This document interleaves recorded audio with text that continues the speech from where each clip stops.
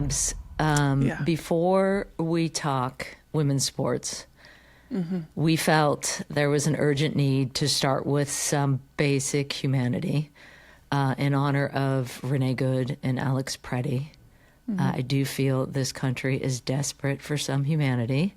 And personally, I have consciously tried to avoid the news this past year for my own sanity. Like so because many of us. everything about the lack of empathy and so much narcissistic behavior in the news every night, it just literally sickened me. But what I realized this weekend is that only makes me part of the problem, because that's exactly what they want. They want us to turn away. They want us to not see or comment on the cruelty because we're not paying attention. And I realized that burying my head in the sand to avoid the inhumanity of it all only amplifies the inhumanity of it all. That silence only feeds the problem. I'm going to speak up because what's happening in Minneapolis and what is happening all over this country, we cannot live like this. We cannot. And silence means that we accept this cruelty and this chaos and this craziness. So I'm going to speak up. I'm going to let our neighbors know. I'm going to let the world know, this administration know, that we're not going anywhere. We're not turning our head. We will make noise. We will resist. We will prioritize kindness and empathy and love and helping one another over losing our collective soul. And I think one of the privileges we have as an athlete is we have a platform. So we'll start to amplify the resistance to what is happening on this platform and others. And a reminder to all of us that courage is contagious. Yeah. I mean, I think that's, I'm so grateful to some of the athletes who are starting to speak up, because I also know how scary this feels and why people are outraged. It's so upsetting to me. And we're going to be talking about this more on We Can Do Hard Things with Brittany Packnick Cunningham coming on Wednesday. And so if you want to learn more about what is going on, we're going to get into the depths of it with Brittany. She's offered some suggestions. You can go to our Instagram feeds and see different places you can donate to: the Minnesota Immigrant Rights Action Committee, MIRAC, UNIDOS, MN, ACLU of Minnesota, Isaiah, Minneapolis Mutual Aid. And then Professor Tressie McMillan Cotton recommends PowWow Grounds, Joyce Uptown Food Shelter, Isuroon, Twin Cities Leather. Or find out more, you can just go to standwithminnesota.com for links and to get more information. And really, I think the biggest thing that I'm going to be doing over the next few days before January 30th, when the deadline is for the vote that is going to be taking place, is I'm going to be calling my senators. If you want ICE to get out of our cities, call your senators. The number to call is 202-224-3121. The Capitol switchboard will come on, and then you ask to be connected with your senator of the state that you live in. And if you don't know who the senator is, Google it. I also didn't know. Call twice daily, once per senator. And if no one answers, leave a voicemail. This will all be in the show notes as well. There are athletes, obviously, who have reacted to this, and I love to see it. Paige Beckers, after winning the Unrivaled Free Throw Challenge, in which she won $50,000, she signed over that check to the Hopkins Strong Relief Fund, benefiting her hometown near Minneapolis, and said aiming to help families with heightened stress and uncertainty in the area. Yep. And then Brianna Stewart. Yep. Go ahead. Came out with an Abolish ICE sign before her Unrivaled game on Sunday. So Unrivaled also put out a statement later on Sunday saying, in part, in this moment of grief, we choose compassion and unity. We saw the Timberwolves and Golden State Warriors cancel their game, played it on Sunday night instead, held a moment of silence for Alex Preddy before the game. So, yeah, and the NBA Players Association put out a statement as well. Tyrese Halliburton, I saw that Stephen Curry, and I think one of the things that Julie and I will always trend toward is the hope, right? Though I'm horrified and disgusted at what is happening, I am also filled with hope in the Minnesotans who are stepping out in freezing cold weather and trying to support and take care of their city and take care of their own. Absolutely. Okay, now we're going back to women's sports because, Abs, we're under actually 2 weeks away from the Olympics, and opening ceremony, as we know, is on February 6th. Very excited to cheer those athletes on. And today we've got an extended party buzz to get you ready with everything you need to know about the Winter Olympic Games. Marissa Kumari Tandon. She has been all over the Olympic stories. We've actually been following her on TikTok, and it's so good. She's been doing a series called Olympic Winter is Coming. She shares behind-the-scenes details and storylines that got me so excited for these games. And so we can't wait to talk to her, and she'll break it all down for us later in the show. Before we get to that, let's get this party started with the highlights and headlines you'll want to celebrate this week in women's sports. Our party starter is brought to you by Ally, the bank that is your ally. Okay, first up, Abigail. Yeah. U.S. women's national team. You were there. Yes, I was. So were you. First half, I was there. I was calling it. Abby was soaking it in.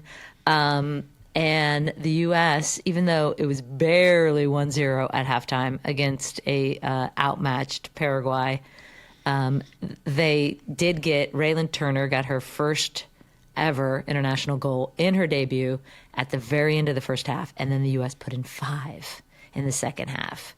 Trinity Rodman got a goal. She was also captain. Kristen Press was honored, which was really cool to have her on the desk. We had her on in pregame, and she was great. Allie Sintner got a brace. So, and that was only Trinity's, this is crazy, second game back with the U.S. women's national team since that Olympic gold medal match in 2024. What? Yeah. And Emma Hayes, the coach, of course, had said to us the day before the game, she's only gonna play probably 45 minutes because she's just getting back into form and healthy again and all of these things. And then Trinity said, I told her at halftime, you can't take me off. I have a goal celebration and I need to score. So she did what my 17-year-old calls the sexy Dexy dance, I guess it's called. It's the one Corey Close did with Megan and with UCLA. And so she went running to the sidelines to try and get Emma Hayes to do it. And disappointingly, Emma Hayes did not do it. I can't believe it. I thought for sure she'd get in on that. Well, I think that she was even quoted as saying, I'm in my mid 40s. There's no chance I'm going to be seen doing that. No. Trinity actually said, we had her on post game. She said, actually, Emma said F you to me. And she goes, you better bleep that. She said it as F you. She didn't say the. Okay. That's good. From the sideline. Okay. Other great news. Trinity Rodman re-signs 3-year deal with Washington Spirit, and reportedly more than $2 million per year, including bonuses, which makes her the highest paid player in NWSL history. Yeah. $2 million a year. How did that work out? Yeah. Calculus wise. That's with bonuses. Yeah. Wow. And reportedly the highest paid women's soccer player in the world. Hey-o. The deal, as we know, was enabled, to your question, by their new high impact player rule, which allows up to another $1 million to be added to the salary cap. Yet it is to be approved or even negotiated with the Players Association. So there will be more on that for sure, because of the criteria required to get that money. The Players Association, as Megan Burke the executive director was telling us. They do not like all the stipulations that come with that $1 million. Sure. But of course, everyone ecstatic that Trinity has re-signed. Rose Lavelle won U.S. Soccer Player of the Year. Let's go, Rosie! Let's go, Rose. Let's switch gears. We're going to go to NCAA Hoops update. Number 2, South Carolina cruises past unbeaten number 5 Vanderbilt, 103-74. Vandy and Wait, UConn. can we just say that score again? 103-74. It was a routing.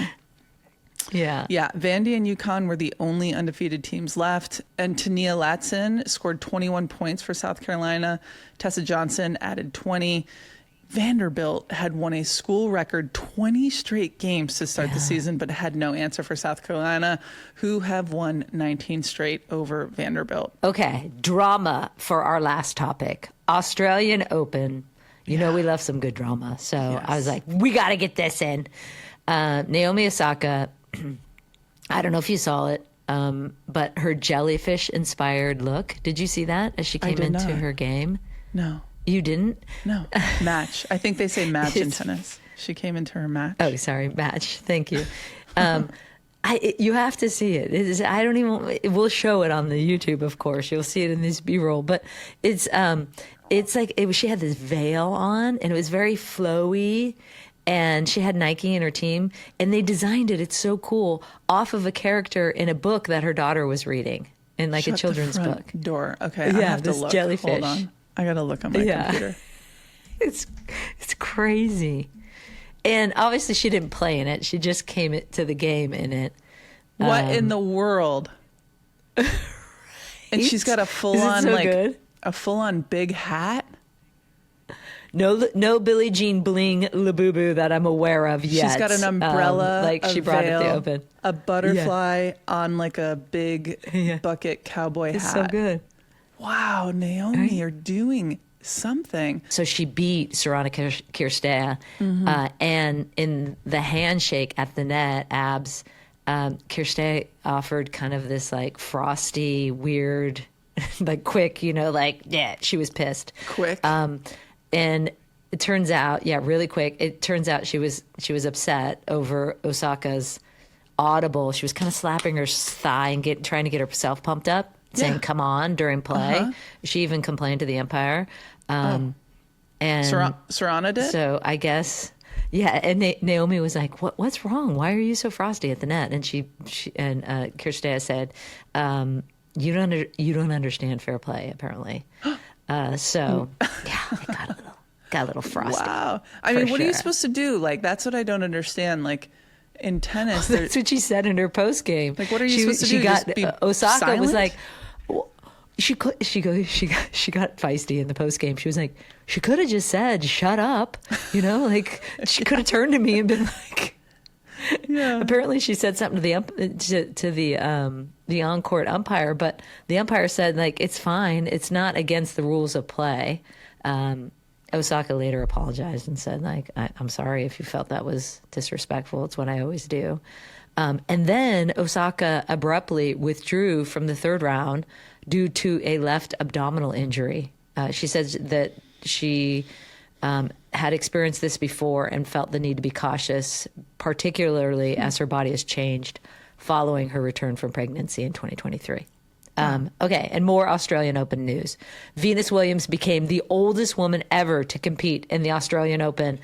45. Abby, there is hope for you to get back out there. Let's go. Falling in the first round to Olga Danilovic, and she fell 6-3, 6-4. And for context and to inspire Abby, Venus first played in the Australian Open at 17 years old in 1998. That's 28 years since she had debuted. 28 years. I know.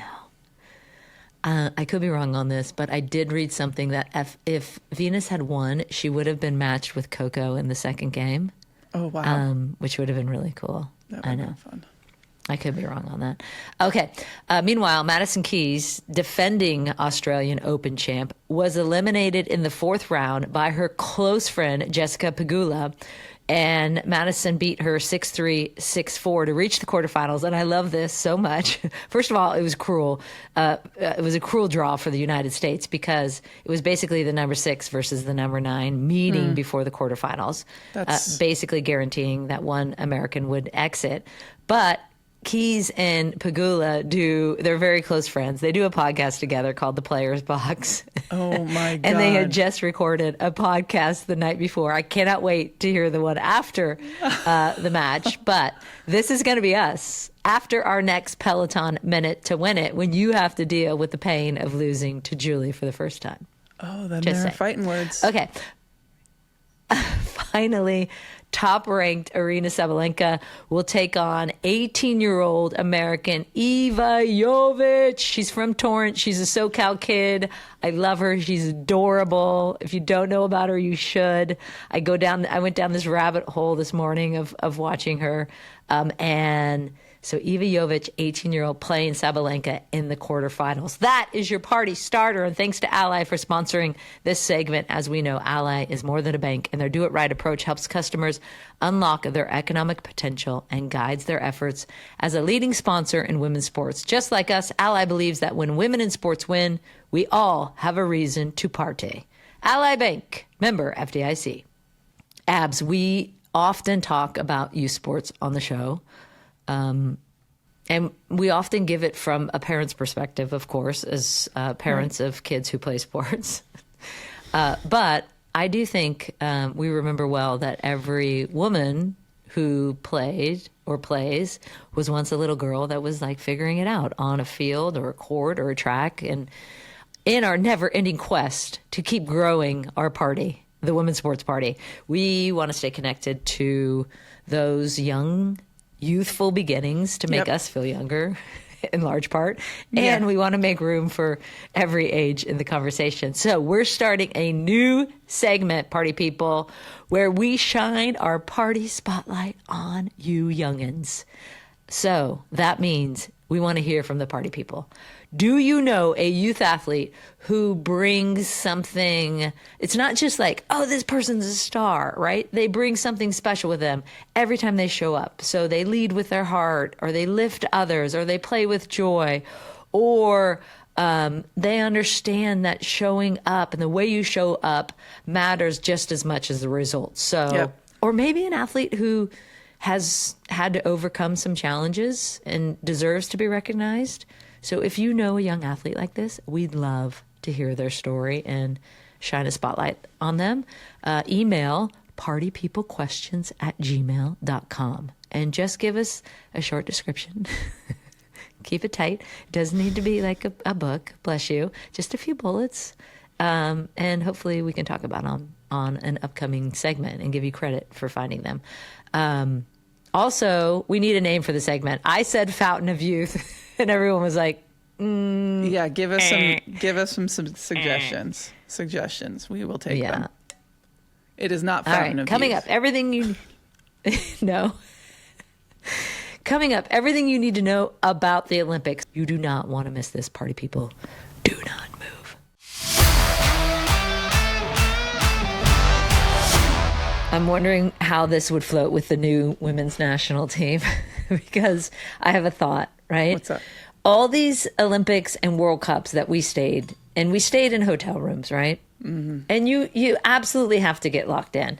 Mm-hmm. And that was always the issue at World Cups and Olympics is like, where do you go meet your family? How do you meet your family? You had to book out a whole nother venue to do such. Mm-hmm. And wouldn't it be cool if you had that built in with the friends and families? They would absolutely, I think this is brilliant. They would absolutely love that because then you have a built-in party. Not that like at an Olympics and a World Cup that you're going to go and party in the middle of it, but you want time in a cozy place that's not a hotel room with your family. And this would have been a game changer for us. You don't want to go to another hotel. Well, and you and I have huge families. You and I have these huge families that 4 hotel rooms starts to really add up. So it's like if you book on Airbnb, that you're going to save some money. And it's going to be, it'll feel more like home. Like, come on, it's a no-brainer. I think that's brilliant. Yeah. I'm going to pitch it. The other piece of the equation that is amazing is while you're away on vacation, your own home, you can actually host on Airbnb. And that's where, I mean, with all these big sporting events coming up, right? You have fans coming to Los Angeles, for example, for World Cups and Olympics and all those things. You can put up like local sports memorabilia that you want to, decorate your house with. While you go spend money, you can make money. You can be net positive. Yeah. And your home might be worth more than you think. So find out how much at airbnb.com/host. Abs, here's what I've learned the hard way. When you run a business, I mean, and you know this well, doing it yourself quietly turns into doing absolutely everything yourself. Yes. And eventually that stops feeling brave and scrappy, and it starts feeling exhausting, as you know. Yes. And that's why QuickBooks has been such a relief, because QuickBooks gives you an actual team, AI agents and trusted experts. So doing it yourself no longer means doing it alone. I am such a fan of that, accepting the support you and your business so critically need and deserve. And there's a reason so many people trust QuickBooks, right? Everything works together. It's all in one place. The data is connected. Your books stay accurate. You actually get real insights you can use in real time. So instead of just juggling a million tools and kind of guessing your way through things, you get to make smart, confident decisions about your business. Outdo it with Intuit QuickBooks. Learn more about Intuit QuickBooks at quickbooks.com. This show is brought to you by Shipt. With Shipt same-day delivery, I never worry about how I'm going to get my shopping done for a few reasons. Honestly, it's because Shipt just gives me my time back. Yeah. And on days when everything's stacked, Jules, like work and family stuff, like I don't have time to carve out an extra hour to run errands. Same. I can order groceries and household things, and it all shows up the same day from stores nearby. This is the gift to all mothers. Mothers unite. Shoppers are incredibly thoughtful and detail-oriented, and you can text them one-on-one, which is huge for me because I'm particular. Like, I have very specific feelings about produce, especially bananas, and I can actually say, hey, not too green, not too ripe, Same. and they get it. I don't understand. Like, why would you get me green bananas? Yeah, right? so green, they're like, ooh. That's or so brown that you're it like, takes like "Ew." 12 days to ripen. Yeah. Anyways, plus with an annual Ship membership, you can order as often as you want, get 0 delivery fees on orders over $35, unlock exclusive deals, and even request your favorite shoppers again. Download the app or order now at shipt.com. That's SHIPT.com.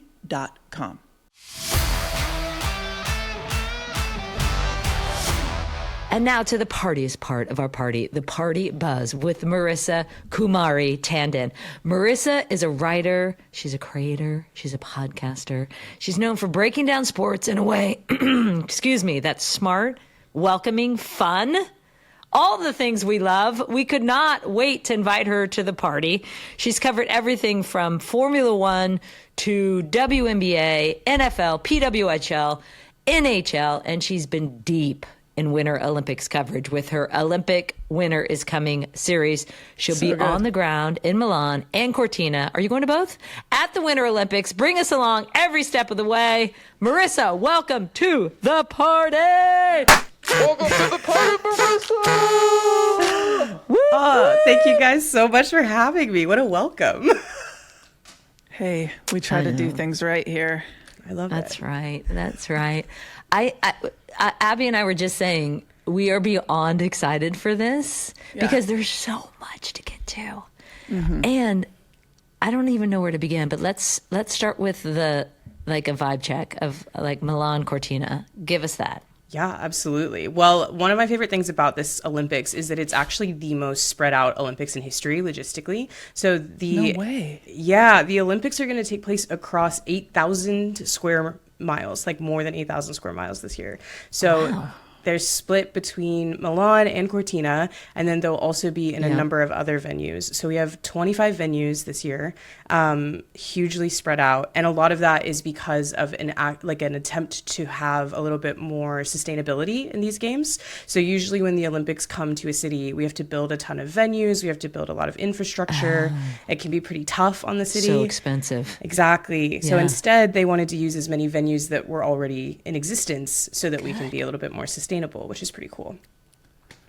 Oh, that's good. Yeah. Like for once. that was not a that's Okay. like not a difficult thing to figure out, you know. Right. Pretty Yeah. cool. I think it will Yeah. logistically be a little tough if you're attending the games. So if you want to see ice hockey and you want to see like half pipe, you'll have to go between pretty far areas as opposed to staying in one location. But I think it's a pretty good handoff to have as well. We'll also have 6 different Olympic villages for athletes. So athletes will be spread out closer to their physical event instead of having to travel as far, which is good. Crazy. Yeah. Oh, that's interesting. Yeah. I guess that makes sense, right? Because you don't want to be traveling 2 hours to get to, Right. your venue. Yeah, I don't know. You And- guys can probably speak to the yeah. Olympic Village experience more than I can, obviously. So I don't know if it changes the experience for the athletes themselves. Listen. But Heavy space. It is a Heavy lot. space. It's a lot. It's a lot. It's like going back to college. We could do a whole episode on the Olympic Village. And We here's might. the thing, like we have a very, like what you're saying that the Winter Olympics is now setting up is very common for the women's soccer experience because our games actually are played all around the country of that Olympic hosting city because there aren't a ton of, soccer stadiums. So we would be all over that country, meaning we weren't literally staying in the village until we got like to the semis and the finals. And I'm telling you, like And that's when everyone was done and partying, Yes. by the way. Yes. it, And so was it was- loud. it was and you're wild. like, oh, God. Wild. yeah, Beautiful wild. people everywhere partying. And you're like, I've got to lock in. You're not helping. oh man. But so I will it's- say yeah. this, the McDonald's in the cafeteria. So in the Olympic Village cafeteria, they have food for every single country that participates so that every person who comes to the Olympics will have something of their country so they're not feeling like they're too far away from home, right? And McDonald's was a huge Olympic sponsor. I don't know if they're still an Olympic sponsor, but you got McDonald's for free. You could just go order whatever you wanted and it was free. So we would go after we won the gold medal, we would go to McDonald's because now we're able to like just go ahead and eat whatever the hell we want. We'd get like 100 fries, 100 chicken nuggets, 100 cheeseburgers, 100 milkshakes. It was incredible. Macs. Yeah. Like, give it And everything this you've is not got. a sponsorship. This is not an ad buy from McDonald's. But This it is should just the be. truth. Yeah. Oh man, that sounds like a dream come true. Actually, so you're saying all I have to do is win a gold medal, and then I can have whatever I want from McDonald's. Exactly. that's all. Exactly. And then don't lose that gold medal. Absolutely. Like Julie. Okay. That's for another day, like me. Okay, what are the big storylines you are most excited about with the women?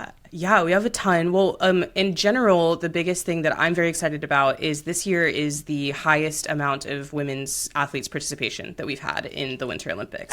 Let's go. Yeah. Yes. So What's the percentage? I believe we're at 49%. It takes longer for a Winter Olympic game to come with both men's and women's events. So a lot of the women's events, for example, like hockey has been a sport since the very beginning of the Winter Olympics, but the women's tournament didn't start until 1998. So a lot of it is bringing in new events. A lot of it is changing some of those events. In bobsled, we have monobob, which is only women.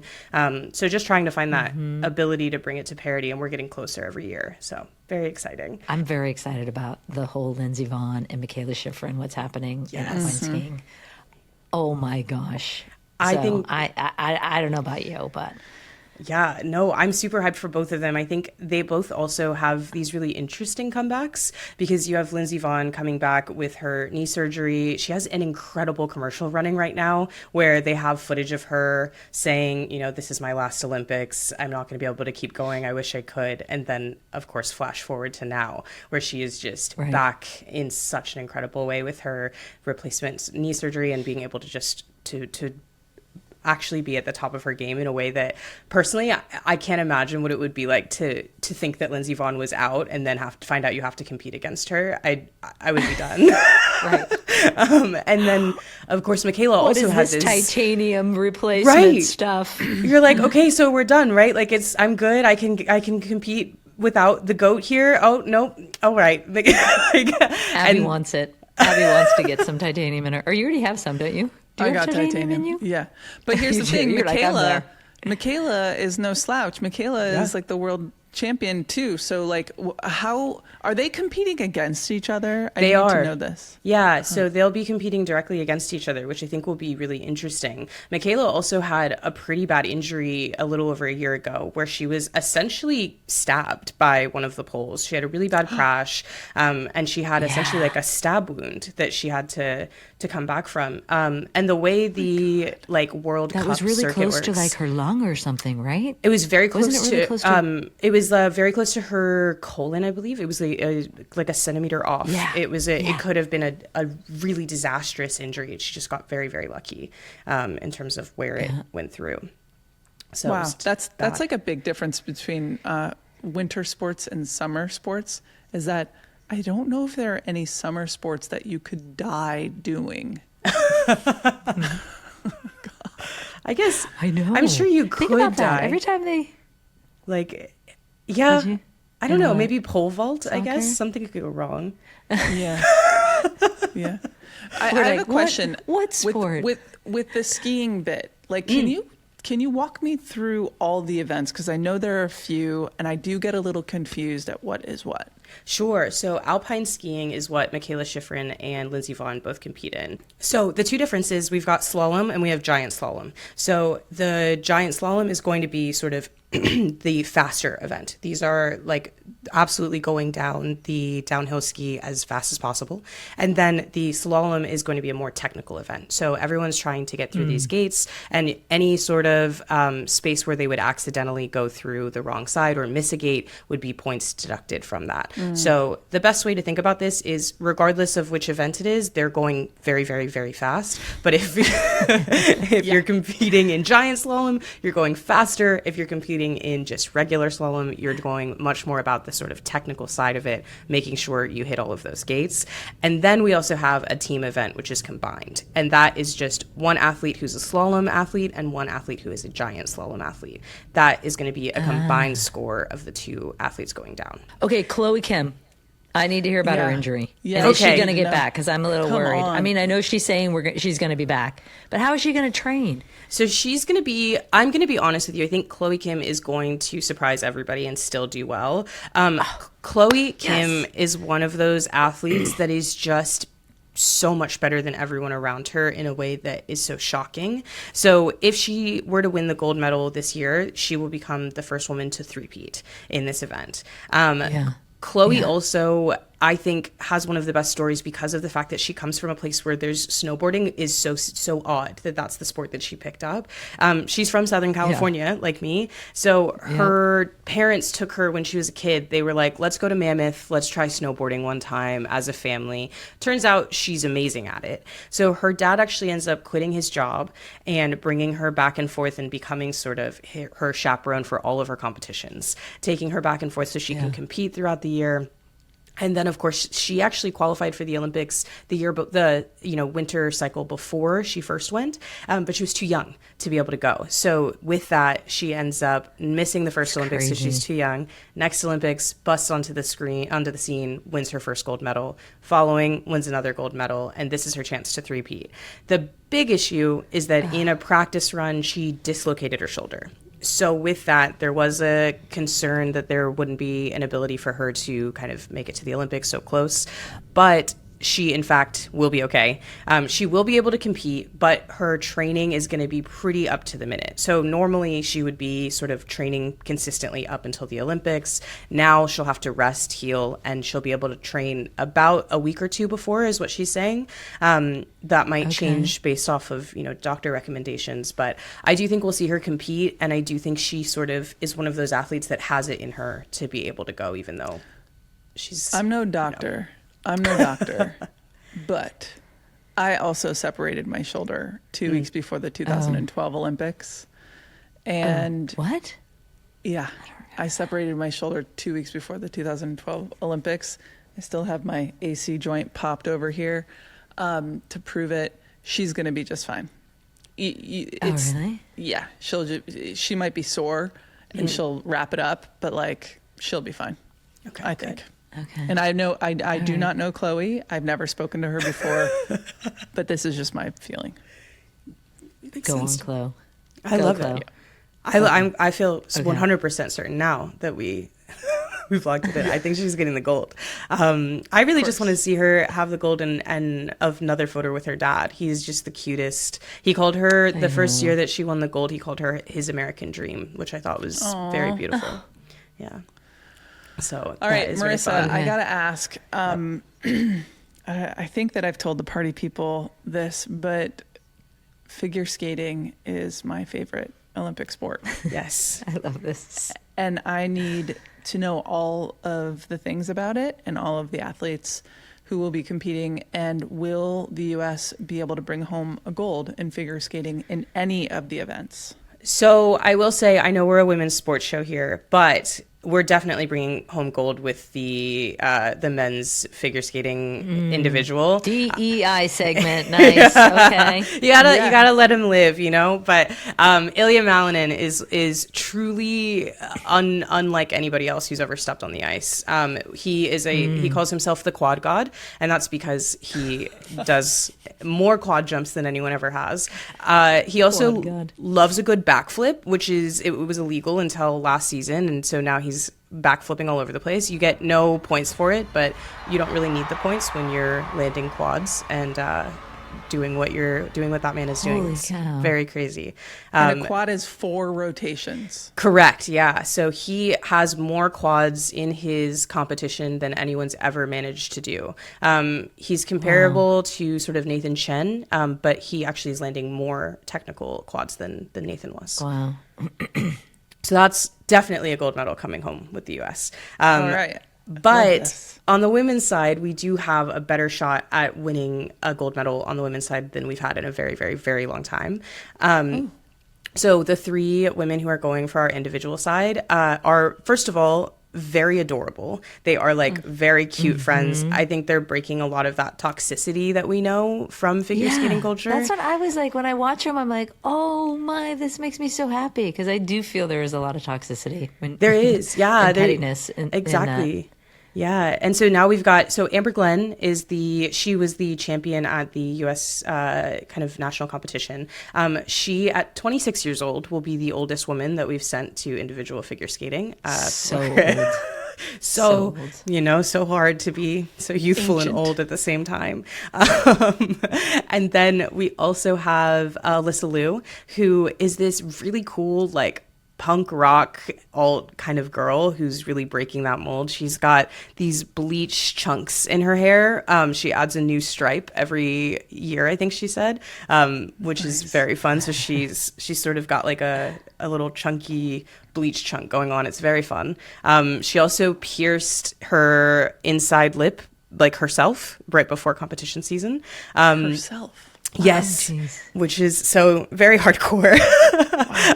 And if you know anything about figure skating, you know all of that flies in the face of what those judges want to see. Yeah. Yes.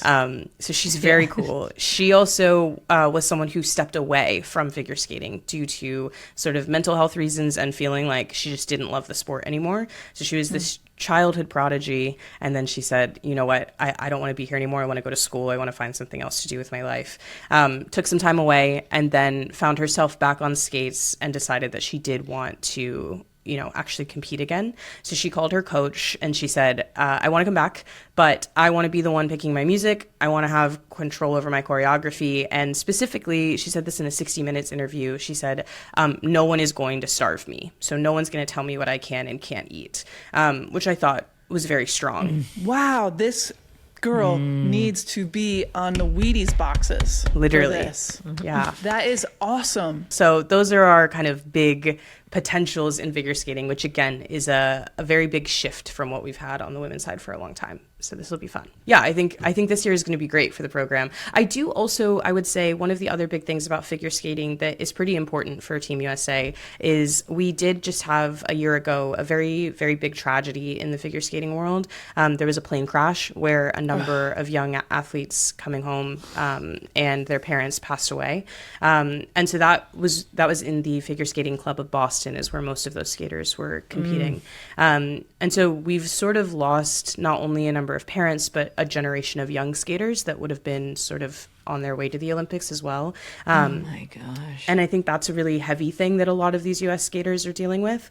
And on the men's side as well, Maxime, he goes by Max, but Max Naumov, his parents were actually coaches and they were on that flight. So he got the third spot. He's going to the Olympics with, to complete his parents' dreams. But they skated in pairs in the Olympics back in the 90s. And so Max lost not only a number of the young skaters in his skating club, but also both of his parents in that crash. So he's also one to watch on the emotional side, I think. And I also think a number of these USA skaters are coming into the Olympics knowing that is something that is a big thing that they'd like to be able to represent and cover, and also is going to be weighing on everyone's mind, I think, going in. Sure. This was the helicopter and the plane crash over the Potomac River, correct? Correct. Yeah. So it was a very, very, very big tragedy, obviously, and I think Max is going to be one that I know I'll be turning on his competition just to watch him and see how he does, and kind of, I think, very beautifully watch him step back onto the ice. He wasn't sure he would ever be able to, because his parents were also his coaches, but he has also taken over their program for young skaters in Boston. So while he competes in the Olympics himself, he's trying to make sure that their legacy stays. Wait, party people, are y'all still paying your rent without Built? Because rent is expensive. So, and Built is the loyalty program for renters that rewards you for it. With Built, every rent payment earns you points that can be used towards flights, maybe hotels, Lyft rides, Amazon.com purchases, and so much more. And here's something I'm super excited about. Starting in February, Built members can earn points on mortgage payments for the first time. Soon, you'll be able to get rewarded wherever you live and unlock exclusive benefits with more than 45,000 restaurants, fitness studios, pharmacies, and other neighborhood partners. And personally, I'd redeem my points for restaurants, yes. Yeah. And maybe some fitness classes, Lyft rides, basically everything where it feels like a treat otherwise. So join the loyalty program for renters at joinbuilt.com/welcome to the party. That's JOINBILT.com/welcome to the party. So make sure you use our URL so they know that we sent you. Abby, OCD is one of those conditions people think they understand, but most really don't. About 1 in 50 people in the U.S. live with OCD. And because it's so misunderstood and stigmatized, many go 10 to 15 years before getting the right diagnosis. And that's a decade or more of unnecessary suffering. And that's especially heartbreaking because OCD is actually very treatable when you get the right kind of care. Great. It has to be specialized. Traditional talk therapy isn't recommended for OCD, and in some cases can even make symptoms worse. And that's why I want to tell you all about No CD. NoCD is the leading provider of evidence-based treatment for OCD. Sessions are fully virtual, and they're covered by insurance for more than 155 million Americans. That's incredible. Visit nocd.com and book a free 15-minute call with their team to learn more about how NoCD can help. That's nocd.com. Okay, Abs, I have to admit something. I was late to the Skims party. I don't know if you were late to the Skims party, but I was definitely late because my daughter Izzy has been a huge fan. I have heard about Skims over and over again. And I didn't understand it, and now I'm starting to realize how incredible their products are. And I love that they're a sponsor of our show, and we're getting these products, and it's incredible. The fabric is unreal. It's soft. It stretches. It molds to your body without squeezing you. I understand what Izzy was all about now, and it actually feels like it was made for your body. And, you know, I want something that's comfortable and feels good, and that's everything to me. So the Fits Everybody Triangle Bralette, I don't know if you've gotten it yet. I've gotten it. I got it. It's here's the key. It's a game supportive, changer. yet not suffocating. And my pro tip is just stock up so you can skip laundry days as long as possible. Shop Skims Fits Everybody collection at skims.com. After you place your order, be sure to let them know we sent you. Select podcast in the survey and be sure to select our show in the drop-down menu that follows. And if you are looking for the perfect gift for your Valentine or for yourself, the Skims Valentine's shop is now open.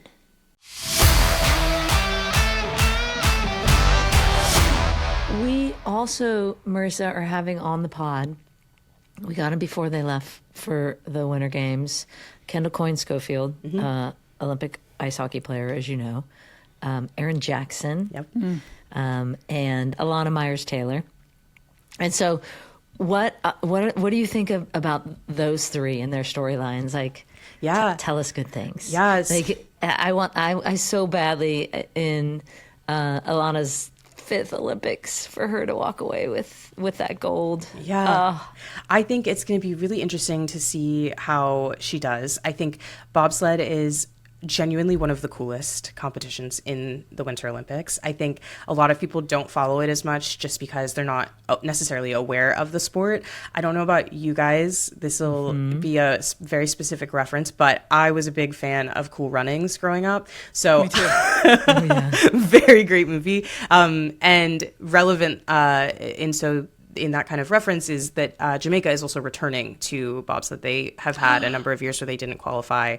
So they'll be taking, so they'll be back on the competition cycle as well. And then I think with short track speed skating with Aaron Jackson, I think I'm super hyped to see this as well. I think she'll pull it out. I think it's possible that she can kind of win a gold or stand on that top. And I think, again, short track, one of my favorite things about the Olympics in general is that it really highlights, sports that athletes are working on year round that we generally aren't watching, right? These are not necessarily major North American leagues, but these athletes have been working their entire lives to do this. And it is genuinely one of the coolest sports that you can watch. They are moving so fast. And I think it's kind of similar. If you're a track and field fan during the Summer Olympics, that's your event to watch.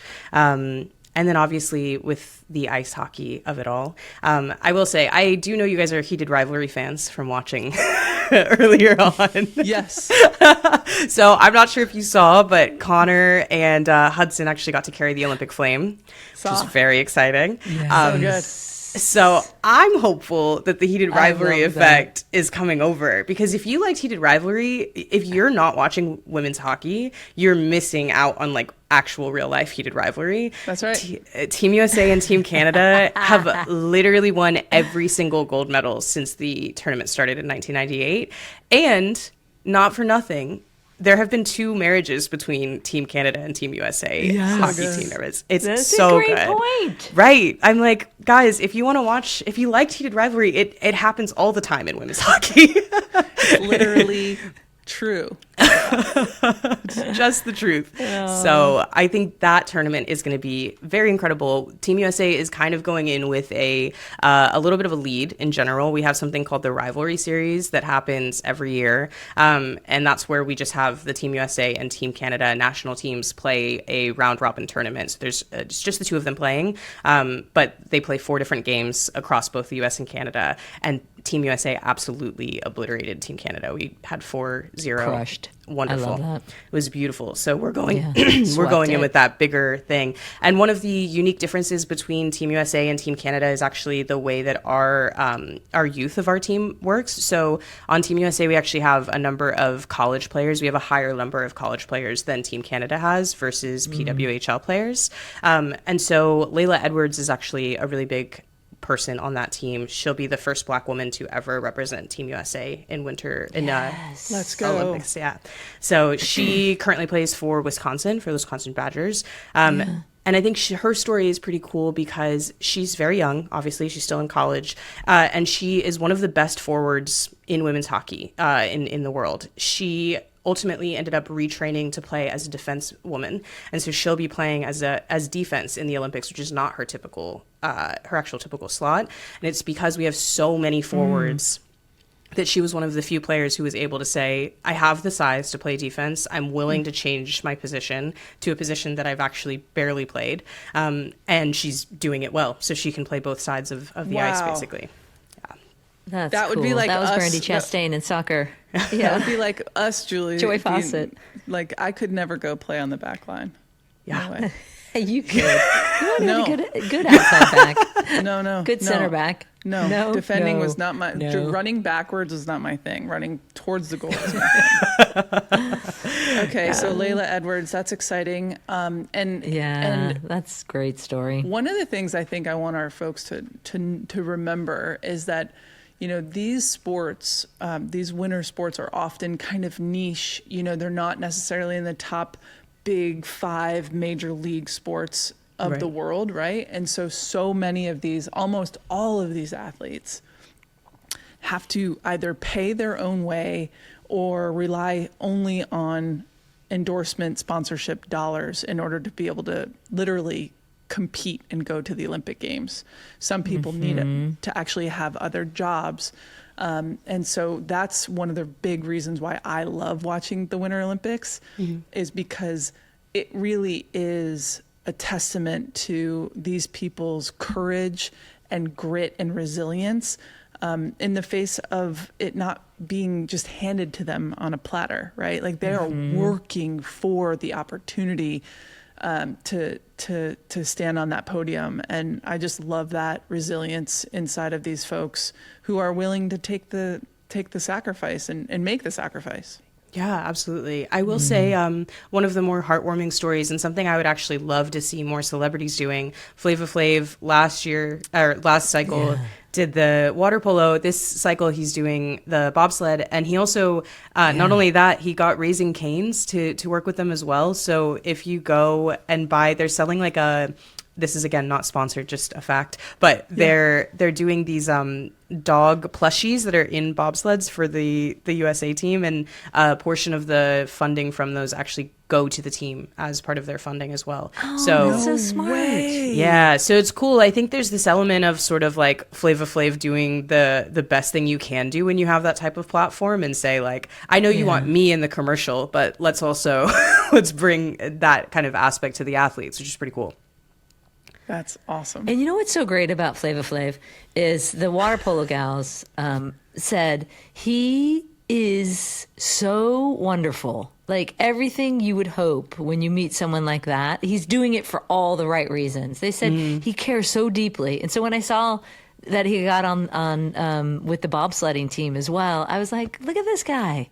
Yeah. This is fantastic. So awesome. To Abby, to your point, like this is a moment of visibility that can be game changing for their sport. And 100%. I mean, I look at the Atlanta Olympics in 1996, the first one we were at, and that was what created the motivation for U.S. soccer to go big in the 99 World Cup. And had they not seen 96 and the success of that, they would have never gone to big stadiums, which then everything would have been slowed down in terms of the development of the sport. Like the importance of this moment and this window for these under-resourced programs is huge. Absolutely. Marissa, you are a rock star. And for all the party people, you can follow her journey as she's out in Milan-Cortina across TikTok, Instagram, YouTube is at Marissa Kumari. And we'll link to all of this in the show notes and the socials as well. But have the best of time. Thank you so much for coming out and hanging with us as well, and sharing all your wisdom. Absolutely. We have one figure skating story that I have to tell you before we go. Yes. Because Oh, it's a good. figure I love skating it. one. You're like, no. Like, I'm wait, not there's going. one more. I'm not leaving.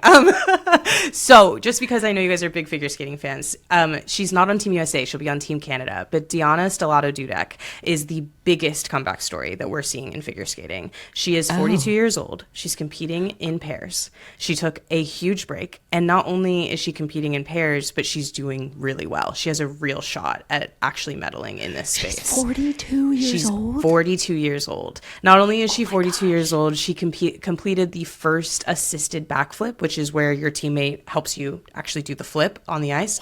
Competed the first assisted backflip in history on ice skating last season.